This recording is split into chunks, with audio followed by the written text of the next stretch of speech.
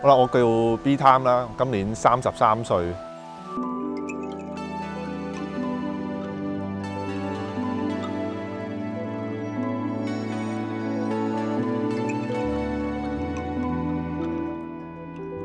其實我爸爸就係一個全職嘅新聞攝影師嚟嘅。咁其實喺我未出世之前，佢已經開始㗎啦。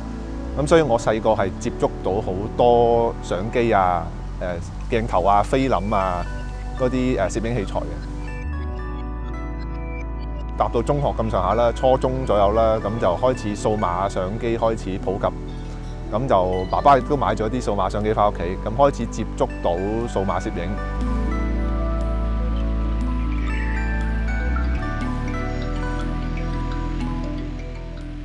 一位師兄就佢其實佢都比較接觸天文嘅，咁佢就帶咗我哋去黑沙龍走角有一次，咁就去叫做佢話帶我哋去睇銀河，咁啊亦都帶埋我哋啲相機過去，咁就影咗叫做第一張嘅天文照片啦。咁當年就係2005年嘅8月嚟嘅。咁啊嗰陣時暑假啦，咁啊我嗰陣時讀緊中4嘅，啱啱讀完中4，咁我就啱啱準備出去讀書嘅。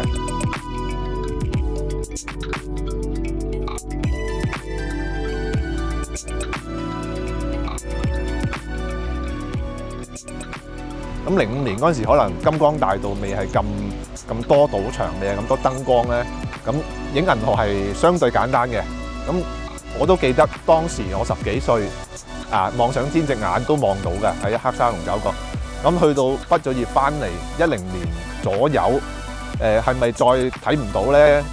又唔係，但係要去到一啲可能非常之好天嘅時候，先至可以睇得到。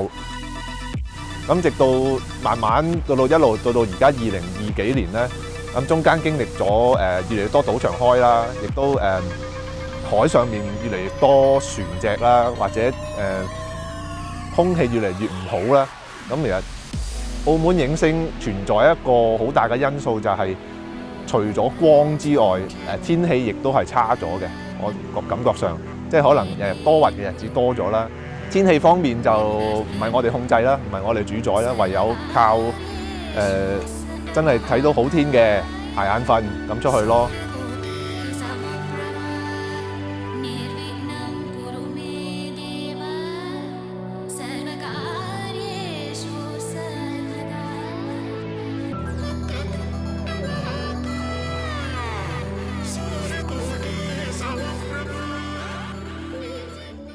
set up 我哋嘅器材咧，咁就第一步咧，擠好個腳架先啦。咁我哋個腳架就會放住我哋嘅赤道儀嘅，咁將佢擺上去啦。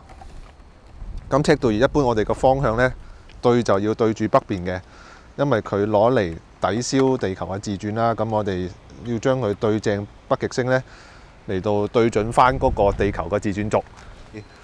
因為我哋要擺鏡頭上邊。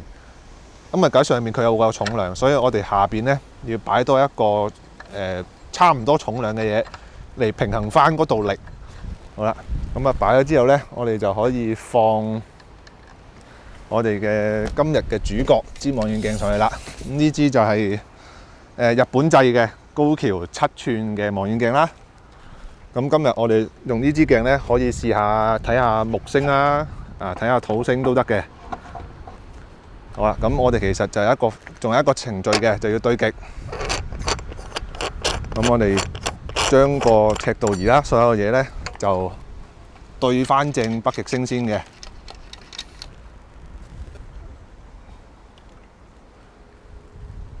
好啦，咁啊北極星大概對咗佢啦，咁就好啦。咁我哋對北極星之後咧，會試下做一個叫平衡啦，咁將成套儀器咧，嗰個重量放喺一個最中心點度。好啦，咁啊仲爭少少，係啦，咁就叫唔喐，咁佢就叫做平衡咗啦。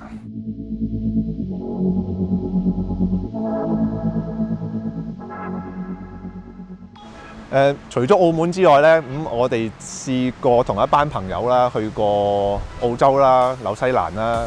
咁如果國內嘅話，都廣東北部啦，同埋雲南咧都有嘅。咁澳洲咧，我哋去嘅地方係一個澳洲中部沙漠啦，呢個好乾嘅地方。咁佢唔會有好多水氣去影響你嘅拍攝，而且個晴天率都好高。好啦，咁啊呢張相就係當時我喺紐西蘭嘅時候影嘅。咁啊嗰陣時同屋企人去旅行，咁就我哋8月份，我哋嘅8月份就係當地嘅冬天嚟嘅。咁呢張相咧，其實望到呢條我哋叫做銀河啦。呢度有兩個一撇咁樣嘅，咁我哋就叫佢做大麥哲倫星雲同細麥哲倫星雲。咁至於呢張相有咩特別咧？其實你眼望到嘅天空嗰部分咧，其實全部澳門都係睇唔到嘅。咁點解咁講咧？其實澳門就位於我哋北半球啦，北緯22度多啲啦。咁其實我哋眼望到呢一部分嘅天空咧，喺應該北緯10零度之上咧都唔會望到嘅。咁我哋去到紐西蘭，可能南緯30幾度嘅，咁就會完全望得到晒。咁當時我哋就揸住一架露營車咧，去到一個 campground，咁就夜晚好天，咁就落車喺架車度住嘅啫嘛。我哋啲 camper van， 咁就落車望住個天，咁就你就可以影到噶啦。而且佢紐西蘭有一個地方我哋去過，就係佢哋一個叫 Lake Tekapo 一個地方咧，嗰個區就係一個叫做星空保護區啊，係當地政府主動發起嘅一個地方嚟嘅。咁當地嘅居民亦都好配合嘅，咁佢哋會將屋企嘅燈光需要嘅燈光減到最低啦。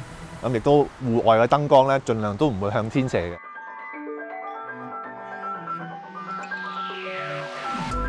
咁我哋亦都呢幾年都有夾埋幾個同好啦，叫做咁就夾份去出資啦，買一套器材放喺國內雲南省麗江附近咧一個村莊度擺咗一套儀器喺度嘅。咁而家呢一個種做法咧，我哋叫做遙距攝星啦，即係將儀器擺一個地方連上網，我哋自己部電腦又上網，咁就可以利用互聯網去控制佢嘅，都可以影到好多平時你冇時間影嘅嘢。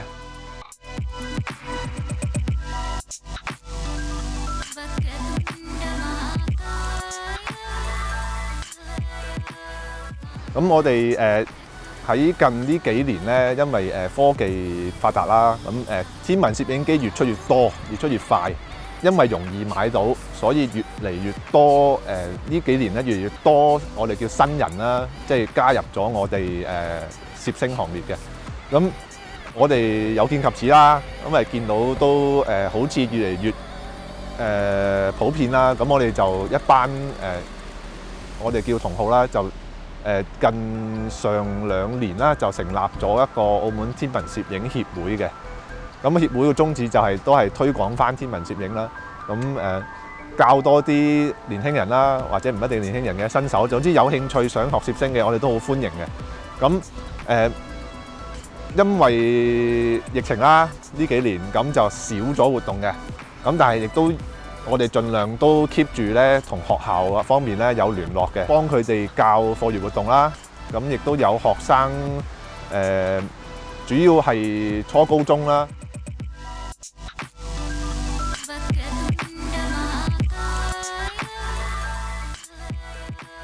希望疫情完咗之後，我哋搞多啲活動咧，再將天文攝影再普及化多啲，咁多啲人接觸到，咁就唔係話限死我哋成日接觸到好多人話澳門睇到星嘅咩？究竟城市有冇星空？係有嘅，咁我哋將呢樣嘢慢慢咁交俾下一代咯。